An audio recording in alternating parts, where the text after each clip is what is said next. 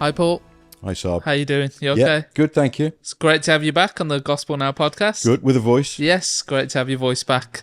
With it being Easter this week, we thought it would be very appropriate, really, to discuss some aspects of what we celebrate, what we think about, what we reflect on.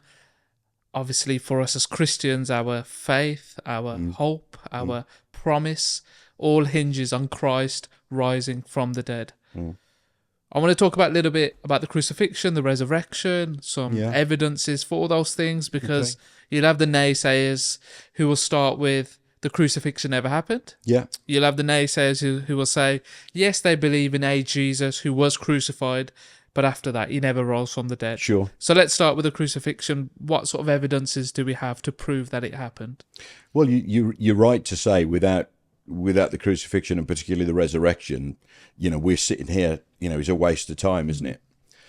But the crucifixion, if we begin with the crucifixion was not an event that was out of the ordinary, as most people know for Rome. They would crucify people, often.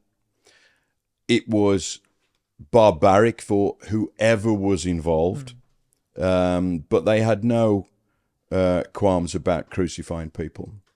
Jesus happened to be one of these people. They decided that they would give him the cruelest death. There are a lot of arguments about whether he was nailed to a tree, whether it is a preconceived idea of a wooden cross, whether he is carrying a beam that is then fastened to a tree, which is the most likely scenario, I think, historically speaking. Whichever way you look at it, he was crucified. Yeah. And he was crucified in ways that were really an extension of what he'd already gone through. So he'd already been beaten to a pulp, not least verbally abused, spat on. He'd been beaten, severely beaten, that there are, recordings in history that he was literally down to the bone in places, So he'd suffered this horrific tortuous time. Before then, he is made to carry at least the beam of that cross. Yeah. And of course, you preached recently on Simon that assisted in that as well. But it's most likely that he would have carried that beam to the place of Golgotha, where he's then crucified, and we have the narrative, don't we, of the thief either side. Now, there are people that have disputed whether Jesus even lived, but that's a very poor argument. Yeah. And actually, if we look at history properly, in a scholarly way, not in a biased way, then even people who are atheistic all agree that not only did Jesus Christ exist, Jesus of Nazareth, but that he was crucified. And we've got the best evidence we've got for that. We've got Tacitus, who is a Roman, and he's also a politician. This is a man of credibility. Yeah. He's a man that matters, and he's a first-century historian, so he would be acting on at least witness testimony to the crucifixion of Jesus, and he talks about that. We've got Josephus, who again he's Roman, but he's Jewish, has a major axe to grind.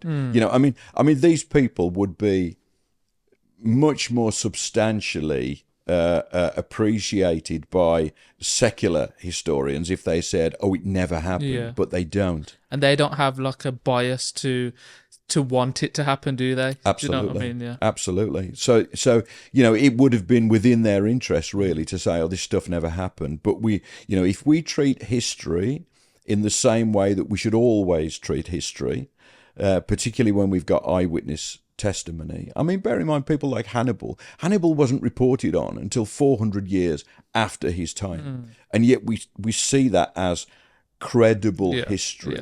Yeah. The fact that that's been passed down verbally and then recorded. When the same arguments are applied to secular thinking and secular people, that people don't have that consistency, do they? No. And it's not a problem because, to them, the only problem with Jesus is sin. So when Jesus brings about the conviction of sin, that's the problem. That then becomes the obstacle to the history.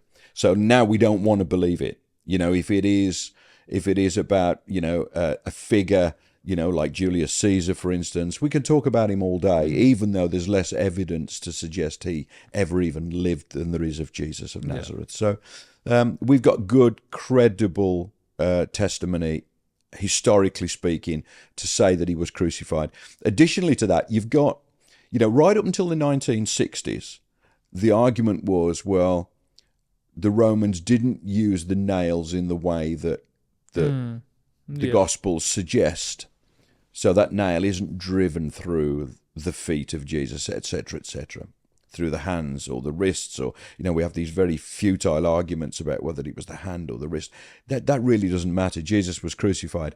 I think in the 1960s they found an ankle bone in an ossuary. They found this ankle bone with a nail driven straight through it that had actually bent over because the wood was so tough. They must have hit a knot, and that nail has bent over, and therefore it wasn't going to come out. Because what the Roman soldiers used to do when they took people down from being crucified, remember, these nails, you couldn't just pop down the hardware store and buy them. Yeah, they'd got to be made. So they would retract the nail, and they would reuse the nail.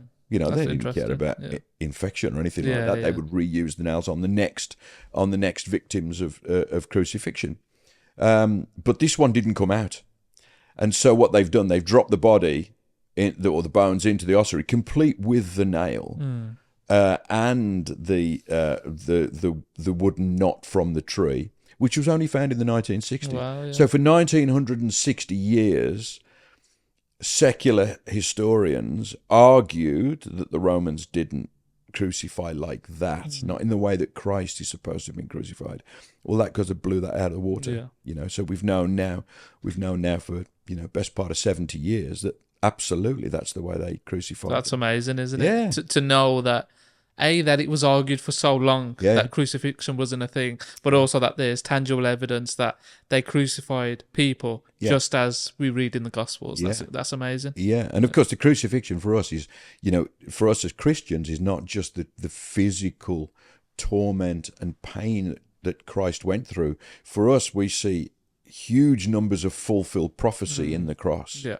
So when we come together on Good Friday and we bring about, a short service where we'll take communion together and we'll think about those events that took place, we are also thinking about not only the mournful situation of Jesus dying on the cross, but actually what began on the cross, the continued fulfillment of prophecy that goes right through to Easter Day. Which was so necessary. So many things that Jesus said, so many things that were said about him while he hung on that cross. And not least outside of all of the history that is recorded about this with the secular historians, we have 4 Gospels that talk about the same thing. Now, every credible historian who is worth their salt agree that the Gospels are excellent sources, historically speaking. And again, we only come back to this challenge of Jesus towards sin. If that were removed, they wouldn't have a problem with 4 accounts talking about the same thing, even with minor detailed differences. And we talked about this on Sunday when I preached on Sunday about how this comes about. But this idea that we have 4 complete gospel accounts of that crucifixion lends so much weight to the history argument, absolutely, as well as the accuracy argument. So there's no doubt that Jesus was crucified. No doubt. And then 3 days later, what happens?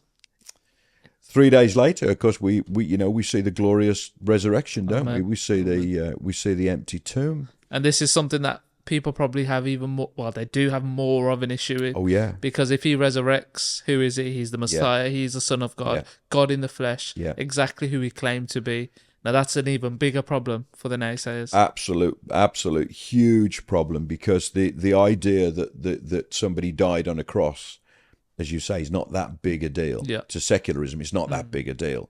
But it's a big deal when he comes back to life. And when that life is predicted and promised. Jesus said, didn't he? 3 days. 3 days. And this idea that Jesus is resurrected and then argued against, we have similar historical records, but more than the records, we have circumstantial evidence that is so weighty.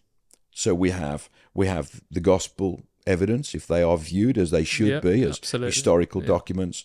We have the reflections upon those narratives within the gospel that we find throughout the New Testament. We have all the prophetic work, if you like, in the Old Testament about what is going to take place. But additionally to all this, we have so many circumstances that would just not be in place if it were not true. The first of those is that the tomb was empty. On the Sunday, the tomb is empty. The grave clothes are folded and laid where Jesus' body had been. That stone, that huge stone, has been rolled away and the tomb's empty. Now, what's extraordinary about that, because even within the Gospels, there are accounts, his body was stolen. This is the rumor they tried to make to kill off the idea of the resurrection. The problem with that is that tomb was guarded. So that tomb's guarded by Roman soldiers. Now, no doubt, they probably lost their heads at some point, but it was guarded. That stone has been rolled away. That tomb has been emptied of a body, and that only happens in two ways. Either he's lifted and carried out as a dead person, or he walks out as a live person. They're the only two scenarios possible. So what we're saying, where is the weight for the live person walking out of that tomb? Well, I think the weight comes in various ways to that argument. And, people have debated this for, 2,000 years. And we've got, good scholarly people that have done a lot of research on the resurrection. But there are probably 3 or 4 primary reasons for me that it has to be true. Firstly, that it is an empty tomb. That's recorded. That's historically recorded. So there's no argument that tomb was empty. And let's say that tomb is provided for by Joseph of Arimathea. Joseph of Arimathea is a Jew, and he's a member of the Sanhedrin. He is the most unlikely person to have given away a burial place. The most unlikely. In fact, if it were not true, Joseph of Arimathea would not get a look in. He wouldn't be mentioned, because this is an embarrassment. This is an embarrassment now that a member of the Sanhedrin, who, by the way, don't believe in resurrection, are now, bringing about this idea, or certainly members of the Sanhedrin didn't, if they were on the Sadducean side, didn't believe in a resurrection. Joseph probably didn't believe in a resurrection, and he gives away his tomb. So it's not, if he thought, I'm only giving that away for 3 days, I'm only loaning that out. I'm only loaning that out. Bit That's of one irony thing. in it. But to think that body's going to be in there now until it's decayed, until those bones get lifted and placed into the ossuary, which is how the tombs were used, then he's a most unlikely candidate for that. The tomb is empty.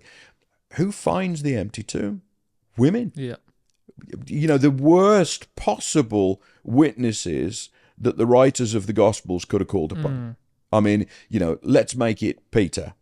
Let's make it James, if they the wanted brother to make it up, let's surely, make it credible at least. They wouldn't have used women. Absolutely. Let's not use women. So they use women. And not least, the Romans not only could not provide the body that was apparently stolen, but actually they brought about no credible argument that it had been stolen. And that all hinges on one thing. And for me, that has lasted for 2,000 years, that argument of why that would have been pointless. And that is because every one of those disciples, the apostles, if you like, in the first instance, most of them died in pretty cruel, horrific ways. Now, I don't know about you, but I wouldn't have done that for a lie. If I'd stolen that body, there's no way then I'm going on to, be crucified upside down myself, or lose my head, or any other way of going out. If I've been involved in stealing that body, there's no point to that whatsoever. So that lends an awful lot of weight, in as much as, would you die for a lie? I don't think people would die for a lie. People will die for an ideology, but I don't think ideology is at play here. This is a fledgling church just beginning now. The reason for them running to the hills at the crucifixion would have been probably high on their list of priorities. Jesus is dead. Let's get out of here. But they don't. They stick around. And not only do they stick around, and not only are they involved prayerfully in believing the prophecy to come about, it does come about. Yeah. And, the Bible tells us that, roughly 500 people in different circumstances witness the risen Jesus Christ. They touch him. They eat with him. They speak with him. They see him with their own eyes. These are not people who would willingly cast those sort of rumors at pain of death. Yeah. Because to do that in a very Jewish community, the people that have just crucified Jesus, if they got wind of that, you're next. Yeah. So I don't see any of that making any sense whatsoever. I think it's those things that, like the women being credible witnesses, those things that seem so simple and yet are so profound. Yeah. And there would have been those that actually never anticipated Jesus rising from the dead, didn't believe that Jesus rose from the dead. We have that great narrative of Thomas, don't we? Yeah. And what do we see? Yeah. Absolutely. Yeah. That when you think about these things on the surface, particularly like the issue with the women, you might think it is what it is, but when you actually dig deep, the culture, the context, they would never have used women, so absolutely. Praise God. Thank you for that. It was very helpful. Yeah. Okay. Thank you. Amen.